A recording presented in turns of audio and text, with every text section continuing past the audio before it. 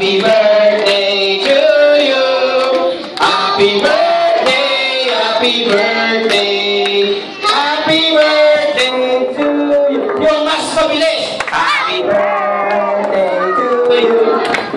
Happy birthday to you. Lakasan nyo. Happy birthday, happy birthday. Happy birthday to you. Alright. Now for the blowing.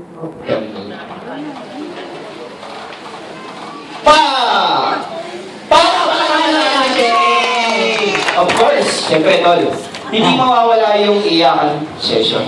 Wish mo na, wish.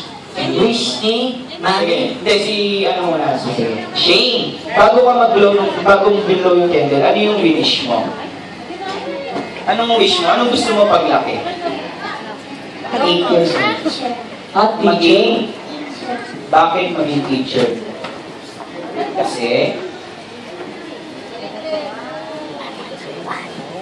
Kasi maging magturo.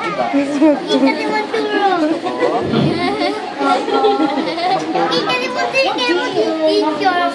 Ayan, palakpakan naman natin si Shane. Gusto niya maging guro. Of course, Mami, dito po tayo, Mami. Ayan. Naiyak Mami, na ako, birthday wishes niyo po muna para po kay Shane. Sarap umiyak niyan. Ang wish ko lang sa daughter mo is lumaki siyang maging mabuting bata, na may takot sa Diyos, maging mapagmahal sa kapwa at sa pamilya niya, at magsipag sa pag-aaral lalo. Ayun. Mabait naman si Shane kasi huling bata siya. Keep it up, anak, sa talent mo, activities mo sa school, tapos maging mabuti kang pinsan, ate, at sa mga friends mo, at saka sa mga relatives mo. Yun lang po. Okay. Galing sumayaw ni Shane kanina, no? Magaling. Kasi si Daddy. Of course, si Daddy naman. Daddy, ano po yung birthday wishes mo para po kay Iiyak na yan.